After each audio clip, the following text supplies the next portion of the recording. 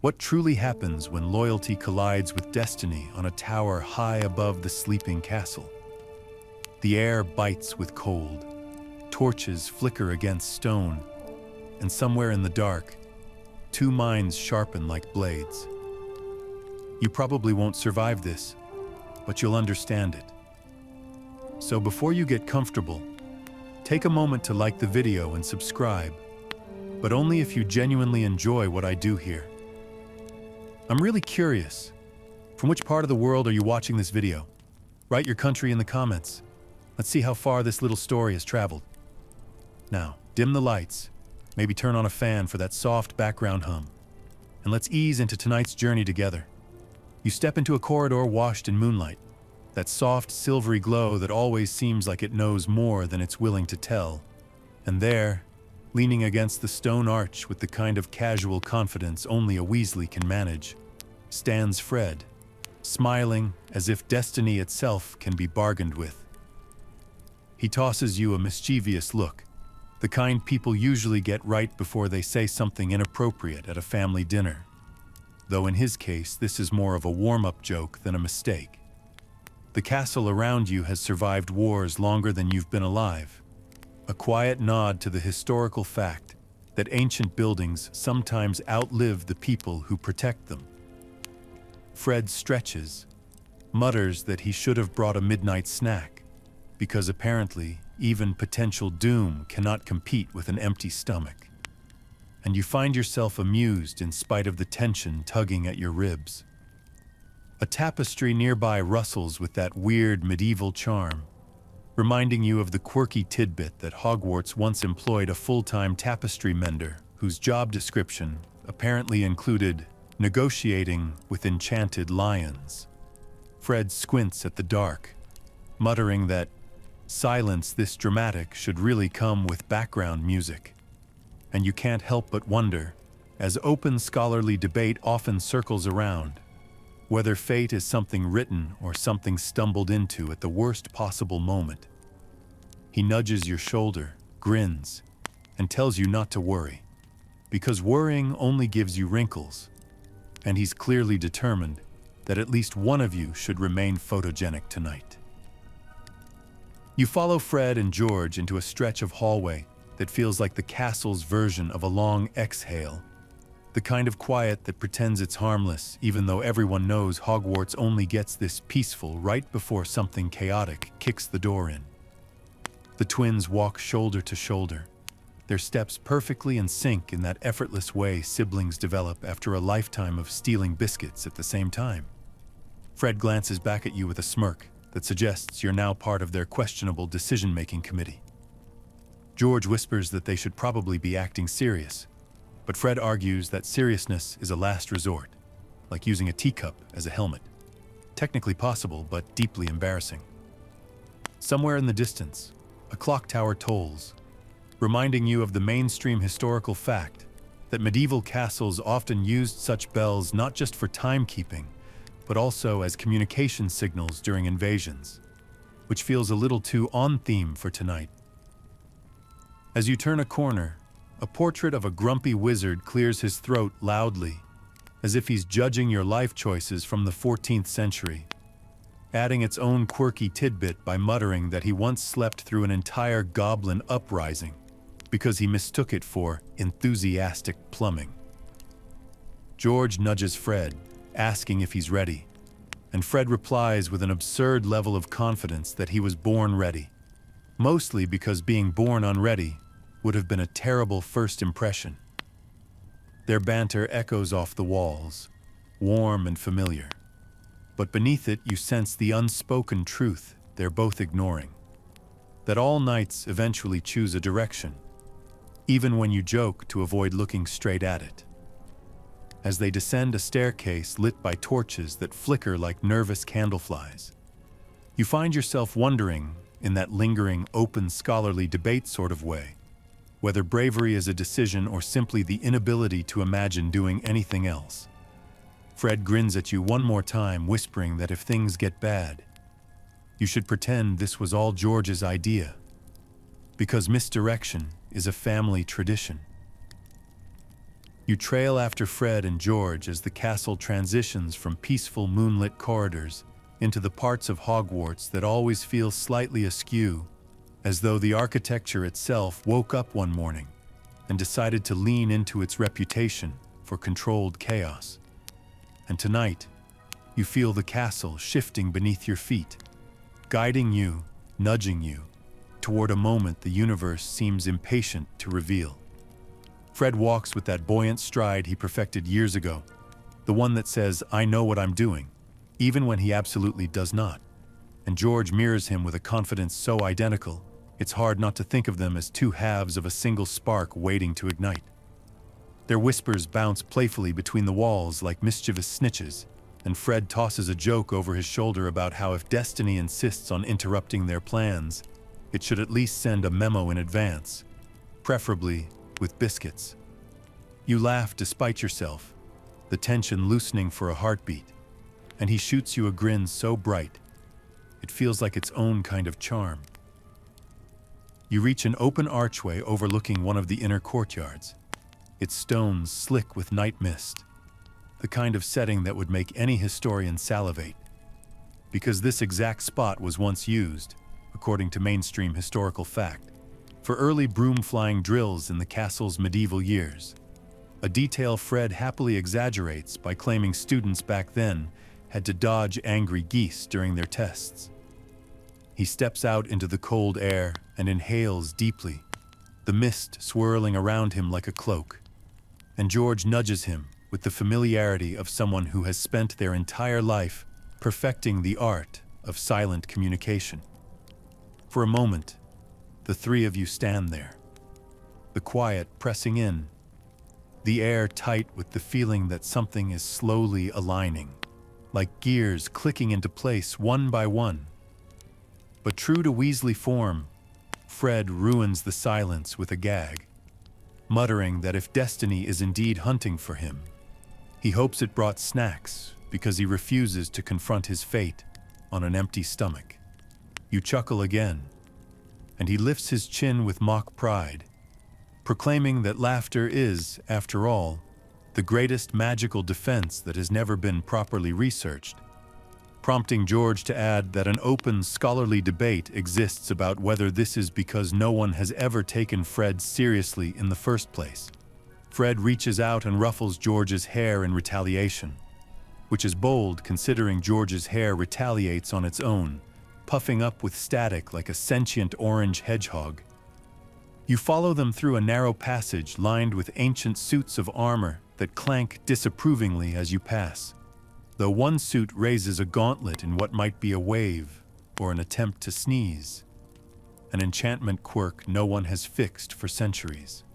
Fred taps one helm lightly and whispers, "Bless you," before sauntering forward with the kind of confidence only possessed by someone who believes he is exempt from all consequences. You suspect this might be a Weasley trait. The air shifts as you enter a broader hall, this one illuminated by floating orbs that pulse softly like sleepy fireflies. Fred slows just enough for you to walk beside him, and he gives you that look, the one that says he knows something is coming, even if he refuses to admit it out loud. His breath fogs in the air, curling upward like whispered questions, and he murmurs that the castle feels different tonight, as though it's holding its breath. You agree. You feel it too. The tension, the anticipation, the subtle scent of something about to unfold. But then, predictably, he ruins the mood with another joke, muttering that if the castle is holding its breath, he hopes it brushes its teeth afterward, because old stones and old air combined are a combination humanity was never meant to endure. Even George snorts at that, and you find yourself thinking how extraordinary it is that in the heart of war, in the shadow of an approaching destiny, Fred Weasley still treats fear as something to tease rather than obey. You descend another staircase, this one spiraling downward like a question mark that the castle refuses to answer.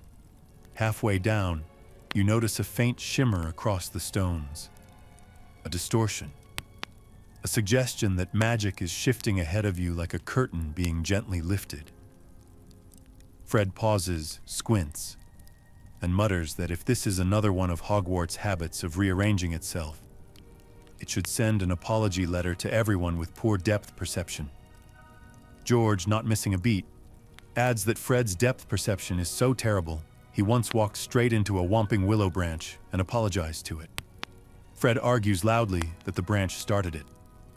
As their bickering fades into familiar background warmth, your senses pull toward the corridor below, where whispers of distant conflict drift through the stones. The war has not reached this hall yet, but you can feel its pulse. Steady, approaching, inevitable. Fred senses it too. His steps slow, his breathing steadies.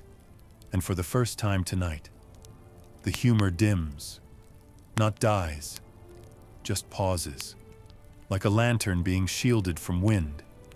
He glances toward George, a silent exchange passing between them, one filled with history, devotion, and something more fragile than either would ever admit out loud. You move forward again, past archways etched with runes older than any memory. Fred lightly trails his fingers along the carvings, claiming he once tried translating them and discovered to his disappointment that they are not ancient prophecies but rather extremely detailed instructions for medieval laundry spells. You smother a laugh, but the humor lands softer this time, balanced on a bittersweet edge. The corridor opens into a chamber where moonlight spills across the floor in liquid silver. Fred steps into it, as though stepping onto a stage, lifting his arms dramatically before announcing that this must be the perfect spot for destiny to dramatically trip over its own robes. You grin, but as he lowers his hands, something settles behind his eyes, a quiet awareness that not every joke can outrun the shape of the night. George moves ahead to scout the next passage, leaving you momentarily alone with Fred. He leans against the cold stone, his hair glowing faintly in the lunar light, and confesses, softly, that he's been thinking a lot about moments. How some feel small until they suddenly aren't. How choices ripple in ways none of you can predict. How even jokes become memories someone else holds on to. His voice softens, almost disappearing as he murmurs that life is strange. One minute you're causing chaos in the Great Hall, and the next you're wondering if the world will remember you kindly. You tell him it will, because of course it will. Fred smiles, gentle this time, not mischievous, and shrugs that he hopes so. But if not, he'll haunt someone politely until they rewrite the record. Another joke, yes, but quieter, tender even. George returns and calls his name, breaking the moment, and Fred straightens, slipping effortlessly back into his usual brightness. But you saw it, the shadow of meaning in his eyes, the subtle understanding that he is stepping closer to the hinge of his fate. As you follow them deeper into the castle, you hear distant echoes, footsteps, spells, the living heartbeat of a war that refuses to wait. Fred looks back at you once more, his grin sharp and reassuring, and declares that whatever happens next, he expects you to look dramatic while it unfolds. You promise nothing. He winks anyway, and somewhere between those steps, destiny tilts, just slightly, just enough for you to feel it. Enough for Fred Weasley's final night to begin its slow, irreversible turn. You step with Fred into a corridor that feels like the castle's pulse has quickened, the air trembling with the faint, distant crackle of spells firing somewhere below. And even though fear hangs here like a curtain of cold mist, Fred barrels forward with the swagger of someone who thinks danger should really learn to text before showing up uninvited.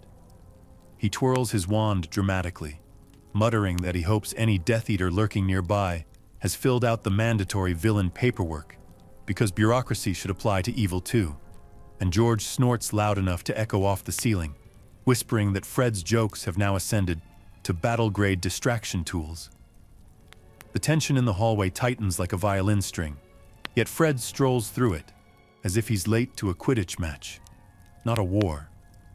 And that strange blend of courage and ridiculousness becomes its own sort of shield, an unspoken charm that keeps the darkness from swallowing everything whole.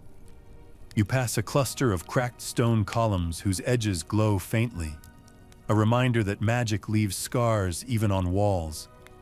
Something any medieval historian could ramble about endlessly, considering the mainstream historical fact that ancient fortresses often shifted their architecture after major battles to reinforce structural weaknesses, much like Hogwarts seems to do now. Fred runs a hand along the scorched stone, raising a brow as he announces that if the castle survives all this, it deserves a holiday in the countryside, preferably somewhere quiet, with no enchanted staircases trying to trip people out of spite. George mutters that the castle would probably trip cows too, just for enrichment. And Fred replies that at least it would make excellent research material for scholars who, as open scholarly debate tends to insist, still can't decide whether Hogwarts itself is sentient or just unreasonably dramatic. A distant blast quakes through the floor, sending dust drifting from the ceiling like powdered snow. Fred freezes long enough to look you over, squinting as if checking whether you're still in one piece, then gives a thumbs up that feels far too cheerful for the circumstances. "Still handsome," he declares, even if you weren't aiming for that specific compliment. "Excellent. We'll count that as a win." He flashes a grin, and it's impossible to tell how much of it is bravado and how much is genuine defiance of fear. But either way, it works like a charm. Your breath steadies, your shoulders loosen, and suddenly the war feels ever so slightly less monstrous. When the three of you hurry down a staircase, you hear the faint hum of magic vibrating through the stones, protective charms shifting, defensive spells flickering, and the castle muttering in its sleep like an irritable dragon. Fred cups his ear and whispers theatrically, "I think Hogwarts just said, 'Watch your step,'" right before George nearly slips on a loose chunk of rubble. Fred smirks triumphantly, claiming he has now officially saved a life with his observational skills. George glares and mutters something rude, but the corners of his mouth betray him. He's smiling. War may be closing in like a tightening fist, but the Weasley twins carve out a breath of warmth wherever they go. As you push open a heavy wooden door, you enter a lower hall where the chaos of battle is closer, sharper, buzzing beneath your skin like static. The lights flicker, casting the twins in alternating bands of shadow and gold. And for a moment, they look less like pranksters and more like warriors who never meant to become ones. Fred twirls his wand, inhales deeply, and says, "All right, if we face anyone unpleasant, let's remember the plan." George distracts them with his face, and I heroically save the day. George rolls his eyes so hard you worry they might detach and flee the scene. You step into a side chamber cluttered with abandoned furniture, overturned chairs, and a toppled suit of armor whose helmet rolls slowly in a circle before coming to a stop like an indecisive turtle. Fred picks it up, puts it on his head, and says through the visor, "How do I look?" You answer honestly, like a medieval teapot with self-esteem issues, and he cackles, tossing the helmet aside before whispering that if he ever becomes Minister for Magic, the official dress code will include optional armor for dramatic effect. Ahead, a doorway crackles with faint blue sparks, leftovers from someone's hastily cast shield spell. Fred pokes the air, muttering that it tingles like licking a battery, which is a bizarrely accurate comparison, made stranger by the quirky tidbit that some wizards actually experimented with early electrical devices in the 1800s, before concluding that magic and electricity coexist about as peacefully as cats and bathwater. George whispers that if Fred shocks himself, he's not carrying him, because he refuses to drag around a brother who smells like burnt toast. Fred responds by declaring toast to be a noble scent in times of crisis.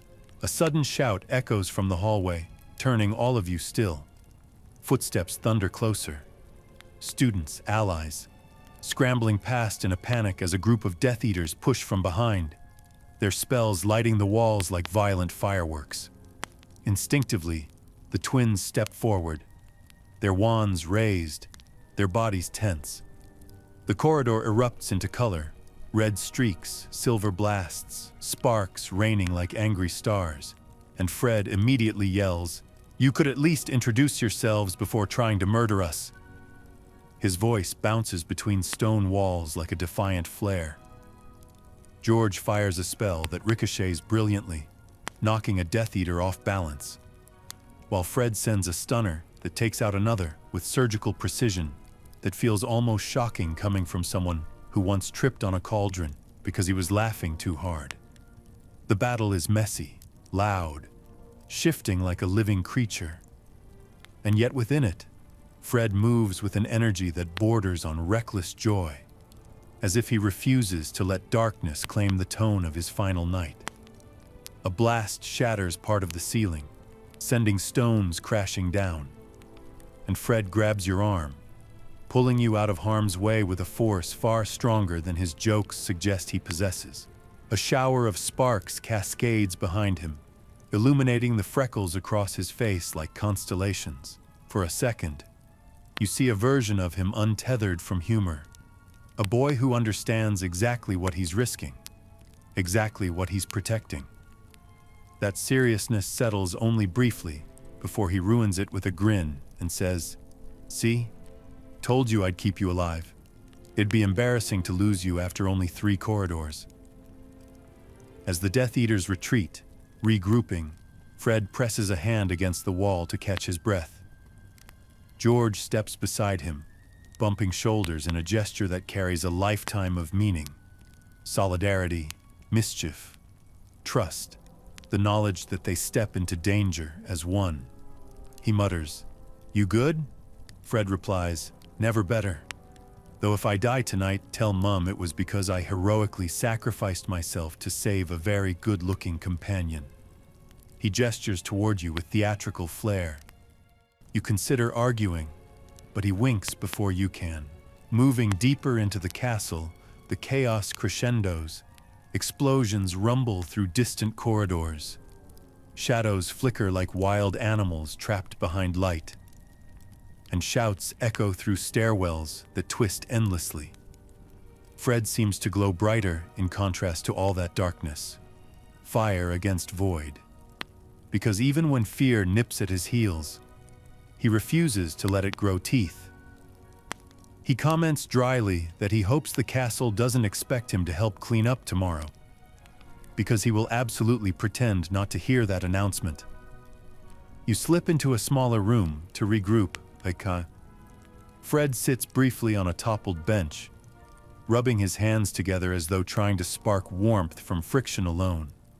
His smile softens, not dimming, just shifting, into a gentler shape as he murmurs that war feels weird, like you're living inside someone else's nightmare, but trying to keep your own dreams alive at the same time. You nod. You feel it too. The weight, the surreal rhythm, the impossible mixture of fear and determination.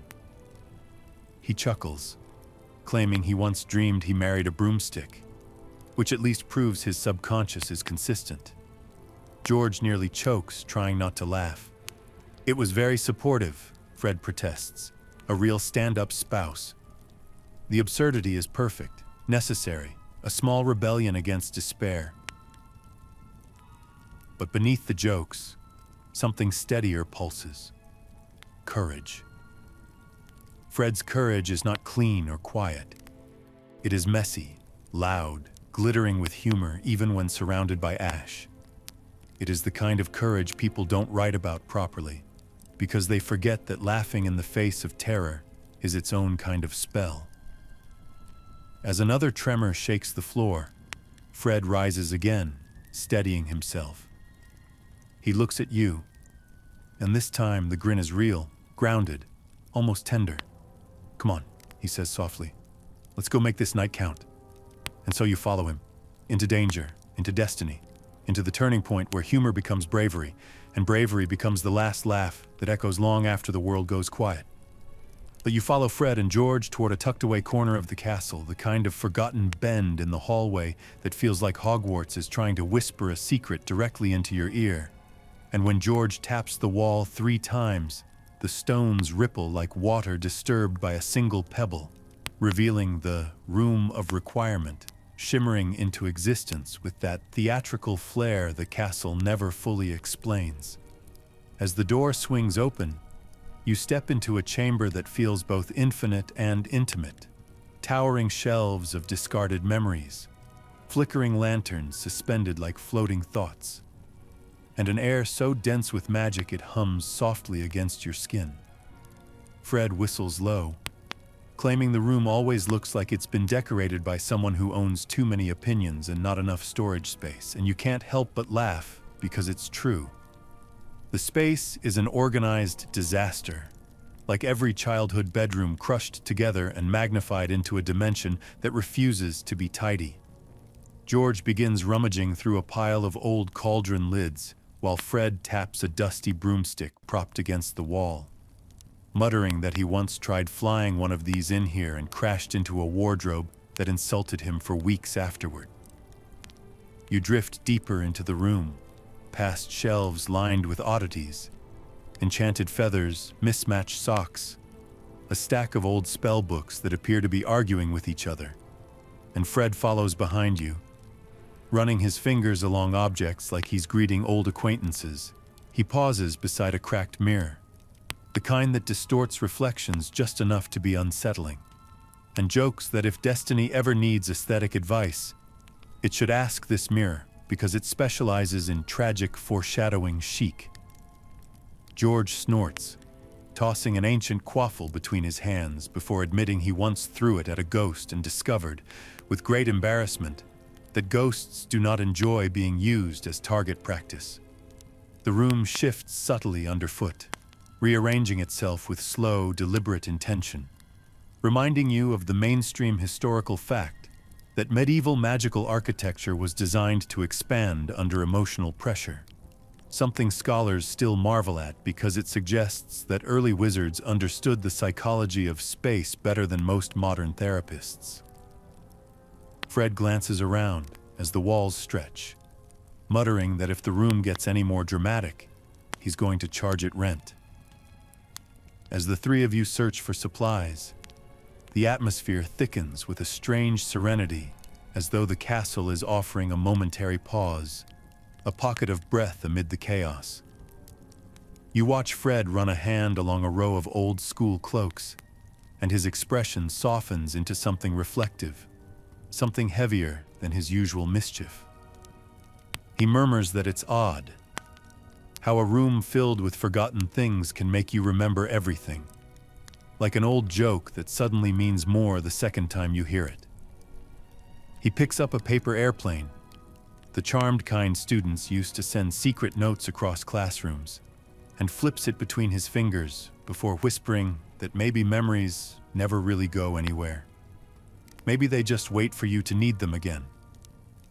The sentiment settles over the room like a warm blanket, only for Fred to ruin it by adding that if his childhood memories include George stealing his socks, he reserves the right to burn them ceremonially. The room trembles, just slightly, as though responding to the emotional shift, and shelves rearrange themselves into a path leading toward a glowing cabinet tucked into the corner. Fred tilts his head, squinting like a scientist who has regretted every experiment he has ever tried, and asks whether this is the part where the castle offers him life advice. George replies that if the castle gives advice, it should really start with telling Peeves to retire. You chuckle at the absurdity, but Fred's gaze lingers on the cabinet, widening with curiosity. "Funny," he murmurs, "how a place can feel alive without ever speaking." And George, picking up the thread naturally, adds that open scholarly debate still can't decide whether the Room of Requirement is an independent magical being, or simply a glorified storage unit that developed a personality out of boredom. You watch as Fred approaches the cabinet, his steps slow but steady, and when he opens it, a faint glow spills across his face like moonlight caught in a bottle. Inside rests a collection of old family photos, Weasleys in various stages of chaos, joy, mischief, and love, and Fred lets out a soft breath that sounds dangerously close to tenderness. He picks up one picture of himself and George at age 7, both drenched in muddy pond water, both grinning proudly as if filth were a badge of honor. Fred laughs quietly, whispering that if the world ends tonight, he hopes someone remembers that he lived loudly, loved fiercely, and tried, between chaos and catastrophes, to make people laugh even when they didn't feel like it.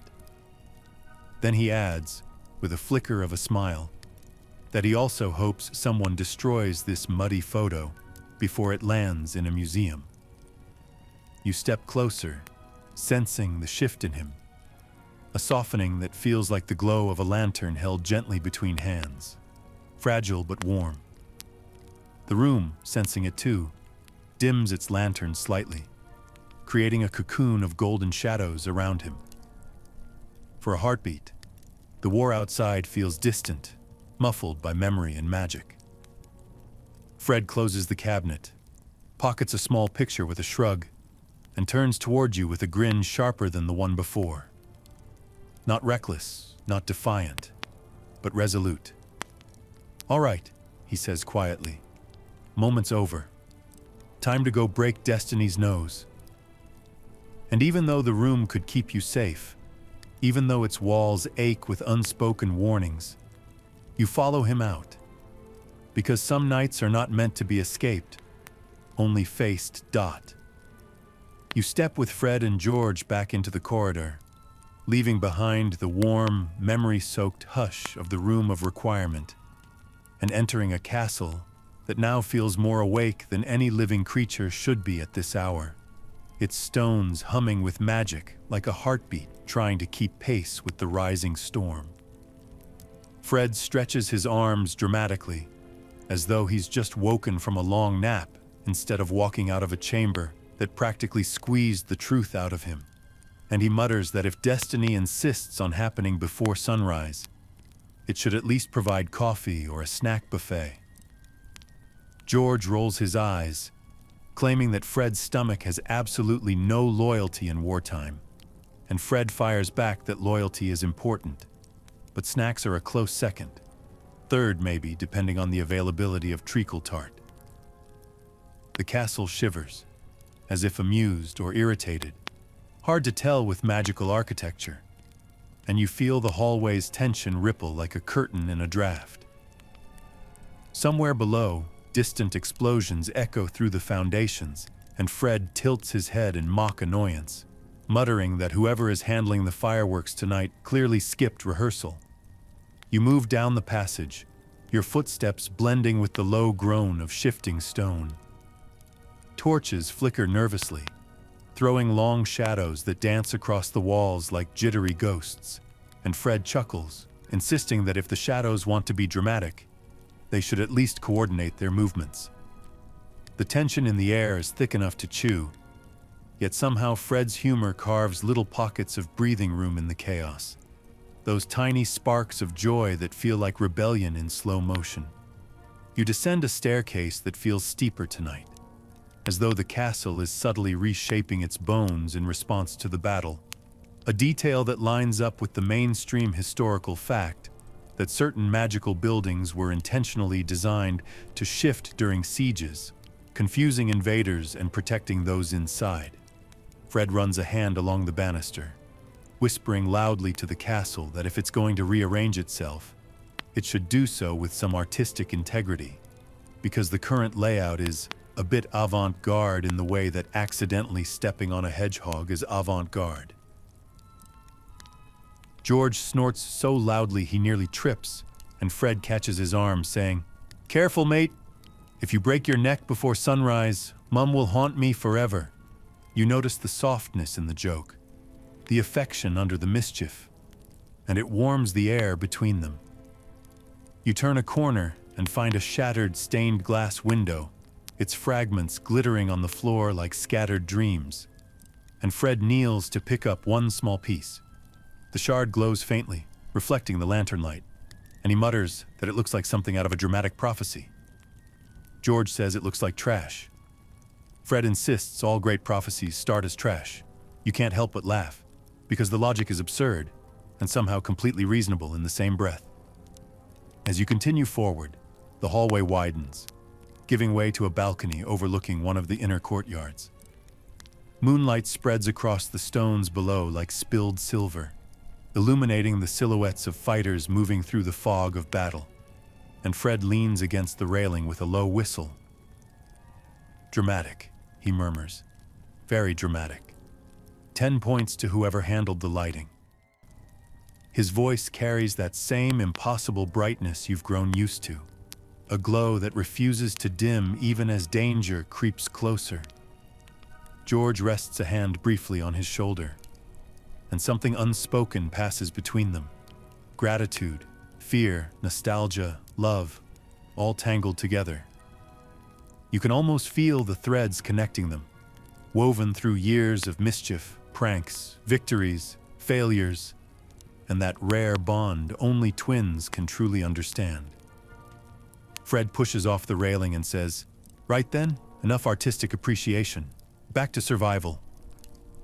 His smile stretches wide again, but you sense the edges trembling just slightly.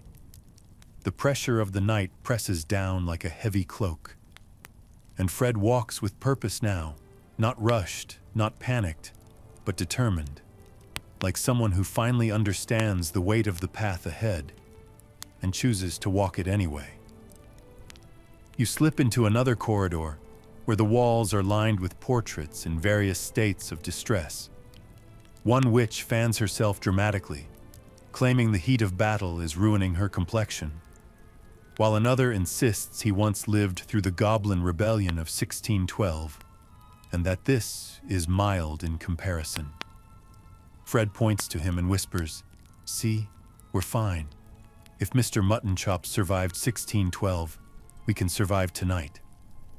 The portrait huffs in offense. Fred grins. Balance is restored. You navigate past a collapsed archway, ducking under hanging stones, and Fred steadies you with a hand on your back. For a moment, you feel the reality of the war settle around you.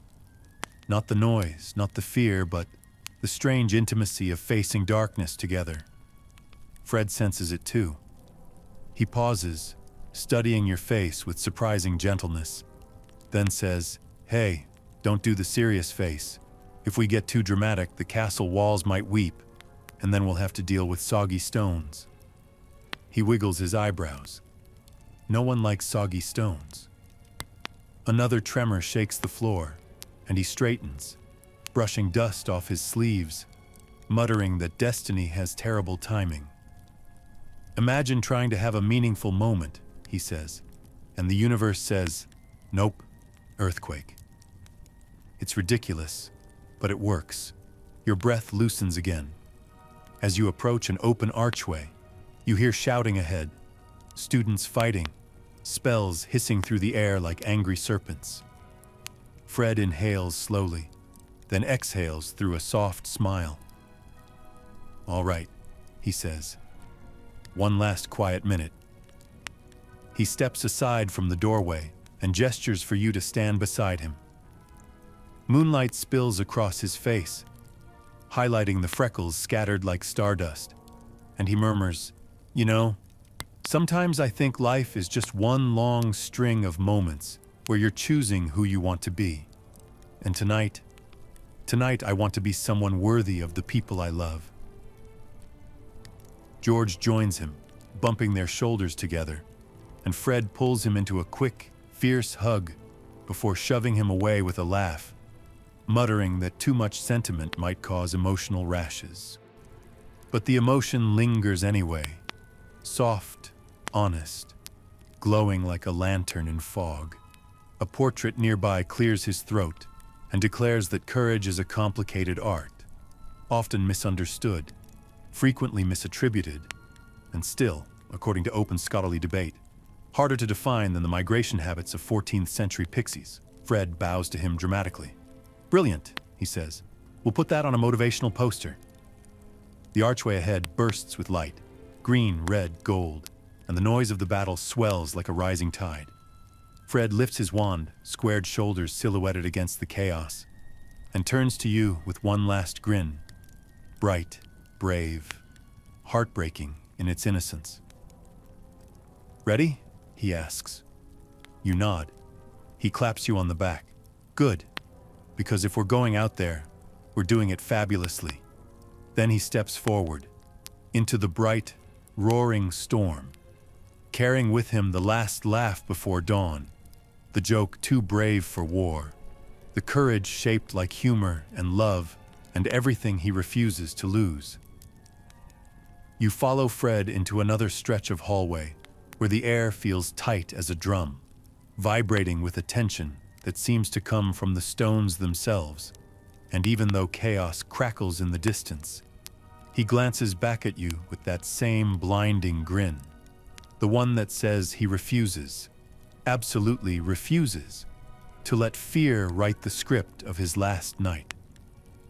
He steps around a fallen tapestry depicting a wizard riding a goat, a questionable artistic choice at best, muttering that if history ever paints him like that, he will personally haunt the museum curator. And George, who is a few paces ahead, nearly chokes laughing, claiming the goat looks more heroic than the rider anyway. The castle moans under another explosion, the sound rolling through the hallway like a wave, and Fred holds out an arm to steady you with mock seriousness, whispering, "If we die, please remember me as tall and handsome," and then adding, "even if you have to lie." You press deeper into the corridor, and the walls shiver faintly, dust drifting from a cracked beam overhead. Fred frowns, muttering that Hogwarts is acting more dramatic than a wizarding soap opera tonight, and George mutters back that, given the circumstances, the castle is allowed a few theatrics. Fred disagrees, insisting the castle should at least coordinate with his personal aesthetic, preferably something bold and heroic rather than crumbling chic. His humor slices through the fear, carving space to breathe, and you feel, just for a moment, like the darkness holds back out of respect for the Weasley twins' defiance. A group of younger students rush past you, faces pale, wands shaking, and Fred immediately waves them onward, shouting, "Safe room that way! And don't forget, this is still technically homework avoidance." One of them manages a breathless laugh before disappearing around a corner, and Fred sighs proudly, claiming he's finally shaped the youth of tomorrow.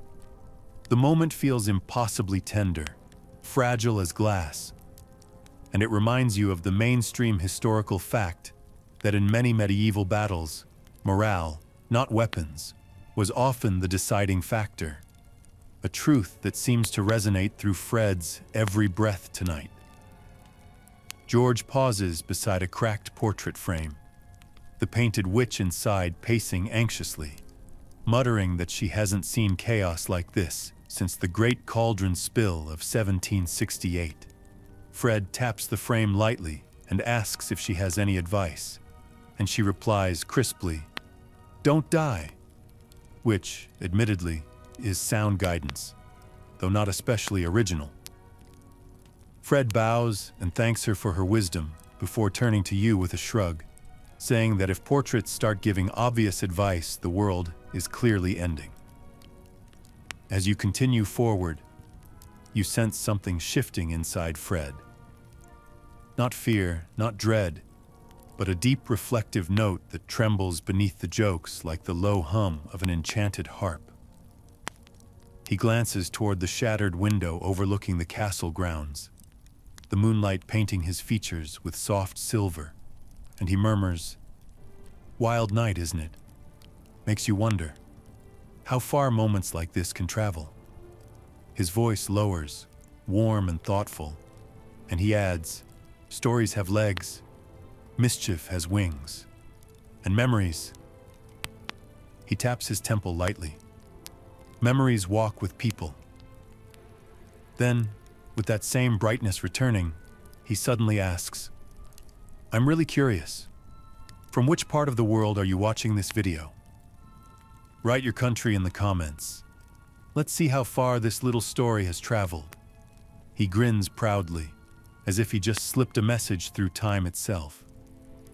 George snickers, claiming Fred is using the battlefield as a global shout-out platform, and Fred replies that if Destiny insists on being dramatic tonight, he's at least allowed to gather some international demographics. You can't help but laugh, because even here on the edge of his fate, Fred Weasley is still collecting joy like a hobby. Under another burst of distant light, you enter a long stone gallery lined with tall windows that rattle in their frames like old men shivering in winter. Fred walks ahead, trailing his fingers along the glass, and says quietly, "Do you ever think, if we survive all this, what part people will remember?" You ask him what he wants to be remembered for, and he shrugs, pretending to think deeply before answering. "My good looks, obviously." But the joke lands softer this time, wrapped around a truth he doesn't fully say. "And maybe," he adds, "that I made life a little lighter for the people carrying heavy things." A small wooden chest falls from a shelf as the castle trembles, and Fred picks it up curiously. When he opens it, a burst of rainbow mist explodes directly into his face, coating him in glittery sparkle, and George immediately declares this the height of magical fashion. Fred sputters, wiping sparkles off his eyelids while insisting that glitter is a plague. The absurdity sends a jolt of laughter through the corridor, and you remember the quirky tidbit that glitter was once banned in certain magical households because it became sentient during a full moon and refused to be vacuumed. Fred mutters that if tonight ends with him dying covered in glitter, he will take down whoever enchanted that chest with him. Your laughter fades only when you notice a strange quietness settling over Fred as he looks around the room. The castle feels suspended, holding its breath. Somewhere deep inside the walls, you sense a question forming, something about fate and choice, and how far a single life can ripple outward. Fred steps beside you and murmurs that people often underestimate the distance a single story can travel, across walls, across time, across hearts, and that according to open scholarly debate, no one has ever agreed whether destiny is something written in stone or written in the choices people make when they think no one is watching. He nudges you gently. "I think it's the second one," he whispers. "Feels more human." Then, as if the moment threatened to become too solemn, Fred claps his hands loudly and announces, "Right! Serious time over. Let's go save the world or ruin it accidentally. I'm flexible." He throws you a wink, steps forward, and with George at his side, he moves toward the next corridor, toward the next heartbeat of the night, carrying with him the fragile, shining truth that laughter, love, and stories travel farther than any spell ever cast. You step with Fred and George into a corridor that feels like the throat of the castle, tight, trembling, echoing with 1,000 distant voices as the battle finally begins to press inward from all directions. And you can sense, in that uncanny Hogwarts way, that the night itself is narrowing toward a single point. The twins walk ahead of you with wands drawn, their footsteps fast, sharp, synchronized in a way that can only come from a lifetime spent side by side. And as another explosion shreds the silence, Fred mutters that whoever is handling the fireworks needs to tone down the enthusiasm before the entire place collapses like a badly baked soufflé. George tells him to focus, but Fred argues that complaining is his coping mechanism, and he refuses to abandon it during a crisis. The hallway flickers, not from torches, but from the sheer weight of magic colliding in distant chambers, and you follow them past a broken statue that used to be a gargoyle but now resembles a confused pile of gravel. Fred taps the rubble with his wand, saying, Rest in pieces, mate. And George groans out loud before admitting it was actually a decent joke. You push deeper into the castle, the walls vibrating under the pressure of spells slamming into shields somewhere far away. And as you weave around fallen beams and cracked stone, Fred glances over his shoulder to check on you, raising a brow as if making sure you're still keeping up with the world's most dangerous guided tour. He mutters that if you get left behind, he'll feel guilty for at least 6 minutes. 7 if he's feeling dramatic. And the absurdity of the claim rips a smile from you despite the chaos.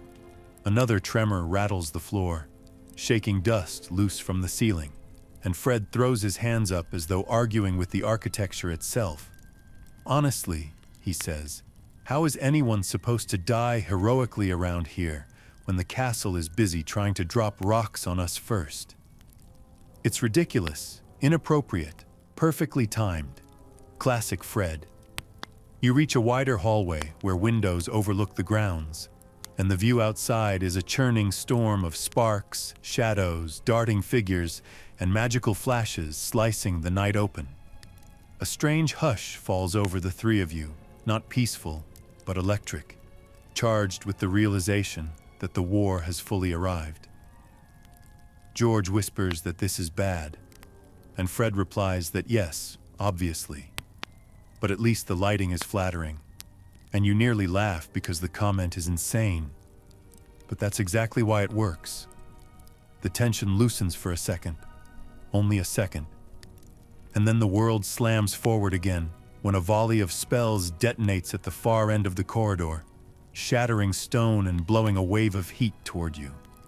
You throw yourself against the wall, and Fred grabs your sleeve, yanking you out of the line of fire with a strength that surprises you every time he uses it. A group of defenders sprints past, Hufflepuffs, bruised, exhausted, but standing their ground. One of them shouts something about Death Eaters advancing, and Fred nods, gripping George's shoulder with a silent promise that they are not turning back. As the students disappear into the haze, Fred exhales through his nose, steadying himself, and you see that edge return, the quiet steel beneath all the jokes. He whispers to George, "Ready?" And George answers with a nod that feels heavy, final, familiar. Then Fred turns to you, taps your chest lightly with his wand, and says, "If you get blasted, I'll kill you. Stay alive, all right?" He tries to make it a joke, but the words land heavier than he intends, and he knows it. You move as one toward the far end of the hall, where debris and smoke twist like angry spirits. Fred slows slightly, squeezing his brother's arm, and whispers something too soft to hear. Then the three of you burst through the haze as a pack of Death Eaters rounds the corner, their masks gleaming like metal skulls. The fight explodes instantly, spells ricocheting off the walls, sparks shredding the air, the heat of curses burning past your face, and Fred throws himself into it with the kind of courage that isn't loud or reckless, but terrifyingly real, shaped by love and loyalty, and the refusal to let darkness walk this castle alone. He moves like a flame, darting, twisting, igniting, and every spell he casts lands with impossible precision, as though humor has sharpened into something sharper, truer. He fires a stunner that knocks one opponent flat, then shouts, "Next!" with the theatrical arrogance of someone auditioning for a hero's role he never trained for. George backs him up, flanking each spell, and together they move like two halves of the same heartbeat. You fire curses too, the air vibrating around your wand, the smell of scorched stone filling your lungs, and amid the chaos, Fred yells, "Nice one!" every time you land a hit, which is absurd because this is not the time for applause. And yet something in you warms with the praise. A masked attacker leaps forward, aiming directly for Fred, and he blocks the curse so close to his chest it scorches his sleeve. But instead of panicking, he yells, "Watch the robe! It's vintage!" Even George snorts at that. firing back-to-back spells that slam into the attacker with force that shakes the wall. You duck behind fallen debris as another curse shreds past, and Fred crouches beside you, panting but smiling like he just had the time of his life. "Remind me to complain about this tomorrow," he says, "preferably over breakfast." But something shifts, sudden, subtle, terrifying. A new blast hits the far wall, sending cracks spidering across the stone, and you feel the floor tremble beneath you like an animal ready to bolt. Fred senses it too. He grips your arm and whispers, "Move!" And you all scramble as a second explosion ignites the hallway in brilliant, deadly light. Smoke floods the air. The world spins. You cough, blinking through the haze, and see Fred standing ahead of you, silhouette glowing against the chaos. Wand raised, voice hoarse as he shouts directions to anyone still fighting. His stance is fierce, unyielding, the embodiment of every joke he ever used to lift someone else's heart. For a moment, just one, everything slows. The sparks hanging in the air like floating stars. The dust drifting like snow. The silence in your chest as you realize the night is bending towards something irreversible. Then Fred turns, looks straight at you through the smoke, and gives the smallest smile. Warm, steady, impossibly brave. A flash, a crack of light. A burst that splits the world open, and destiny, sharp, merciless, unannounced, surges forward to claim its place in the story. You stagger through the thinning smoke, lungs burning, ears ringing, and somewhere beyond the haze you hear Fred calling for retreat, regroup, anything that will pull the remaining fighters back toward safety. The castle groans above you, a long, shuddering exhale that sounds like centuries of magic straining under the night's weight. And as you follow the twins toward a staircase spiraling upward, you feel the shift, the unmistakable pull of destiny herding you toward higher ground. Fred sprints ahead, glancing back with that same impossible grin, the one that insists you keep moving even when your legs shake. And he jokes breathlessly that if he dies running upstairs, he wants someone to lie and say it happened in a heroic duel instead. George fires off a spell behind him, muttering that no one would believe Fred died exercising. And for a heartbeat, the humor steadies you, anchors you, reminds you why the twins are a flame in the dark. You climb flight after flight as the battle rumbles below, each explosion vibrating through the railings like a warning drum. Fred reaches the next landing first and holds the door open with exaggerated politeness, bowing dramatically as if welcoming you to a disastrous hotel lobby. The corridor ahead is narrow, long, washed in pale blue moonlight, and every step echoes like a countdown. Fred slows now, just slightly, as though his body recognizes the path before his mind does. He touches the wall gently, fingers brushing ancient runes etched into the stone, and murmurs that this hallway always gave him the creeps, like it remembers things it refuses to say. George steps beside him, their shoulders aligning automatically, and whispers that the castle remembers everything. The idea settles coldly between you, a reminder, a truth, a quiet dread. You reach the tower stairs, spiraling upward into open air. Wind bites at your face, sharp and cold, carrying the roar of the ongoing battle from every direction. Fred pauses halfway up, panting, brushing soot from his hair as he jokes that war is really doing wonders for his skin's exfoliation routine. Another tremor shakes the stone and he steadies himself, glancing down at George with a wordless look, part fear, part determination, part something softer. The kind of look you only give someone who has always been at your side. You emerge onto the tower platform, the night sweeping around you in a swirl of moonlight, firelight, and frantic shadows. From up here, the castle looks both alive and wounded, its courtyards flashing with spells, its battlements crowded with fighters, its very walls trembling like a living creature under siege. Fred steps to the edge, staring down with wide eyes, and whispers, "Blimey, it's happening everywhere at once." He swallows hard, then forces on a crooked smile. At least the view is nice. George moves beside him, gripping the low stone wall, voice tight as he says they should head back down, regroup, find the others. But Fred doesn't move yet. He lingers in the moonlight, gaze drifting upward, as if listening to something distant, something only he can hear. The wind carries the faint smell of smoke, the clang of metal, the whistle of spells slicing the air, and beneath it all, something eerie. Silence, brief and heavy, settling around him like a cloak. Fred turns toward you slowly, eyes gentler than you've ever seen, and says, "Funny, isn't it? How one night can stretch out like a whole lifetime." He laughs softly, shaking his head. "If we make it out of this, remind me to take a very, very long nap." He tries to sound flippant, but the edge in his voice betrays him. Then, sharp, distant, unmistakable, a cry rises from below, cutting the air like a blade. Fred stiffens. George grabs his arm. The tower stone trembles. Something is coming. Something the night has been circling around since the first spark of danger touched the castle. You don't know what it is yet, but Fred does. You see it flicker in his eyes. Recognition, fear, acceptance.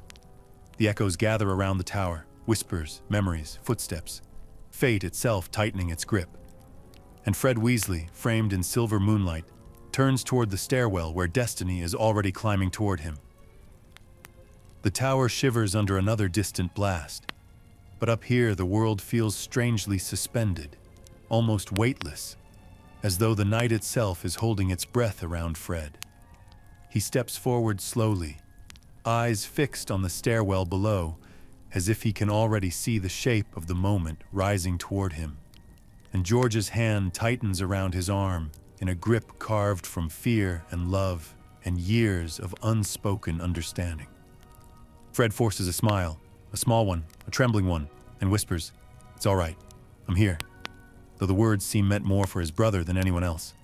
The moon spills across the stones like liquid silver, softening everything it touches. And in that faint glow, Fred looks impossibly young, impossibly brave, impossibly himself. Another gust of cold wind rises, carrying sparks from far-off spells, and Fred tilts his face into it with the kind of serene acceptance that catches your breath. Life has been loud for him, full of laughter and chaos and reckless joy, and yet this moment arrives quietly, wrapped in the hush that only a night on the edge of dawn can carry.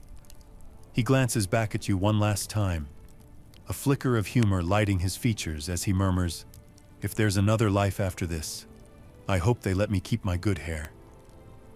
George lets out a broken half laugh, the kind that hurts more than silence, and Fred touches his shoulder gently, soft, steady, unforgettable. The castle groans below. The air tightens, and the moment turns, and then slips away like breath on glass, leaving behind only the echo of his warmth, his courage, his impossible capacity to make light in the darkest room. Soft wind down. 300 words. The night exhales slowly as you stand on the tower, letting the chaos fade into a distant hum, like the sea murmuring against faraway cliffs. Moonlight drifts across the stones in long, pale ribbons, gentle as fingertips tracing old memories, and the air grows softer with each passing second, as though the castle is finally releasing all the tension it held through the night. You breathe in the cool wind, steady, calm, carrying none of the fear from moments before. And for the first time in hours, your heart begins to loosen, settling into a slower, quieter rhythm. Below you, the battle sounds dim into muffled echoes, sinking under layers of fog and moonlit stillness, until they feel less like noise and more like a fading dream you once walked through without fully waking. The tower stones beneath your hands are cold but reassuring, grounding you, reminding you that the world continues forward, step by gentle step, even after nights like this. You close your eyes for a moment, letting the silence gather around you like a soft blanket, warm despite the lingering chill.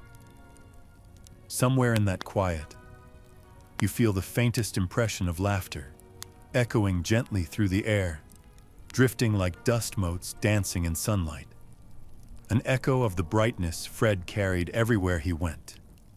It lingers, not heavy, not sharp, but warm, like the glow of a lantern held close on a winter night. You breathe again, slower this time, following the rhythm of the wind as it sighs through the battlements, carrying the scent of morning yet to come. And as the first hint of dawn brushes the sky in the faintest shade of silver blue, you understand that some lights do not go out. They simply settle deeper, woven quietly into the walls, into the memories, into the stories that keep moving long after their moment has passed.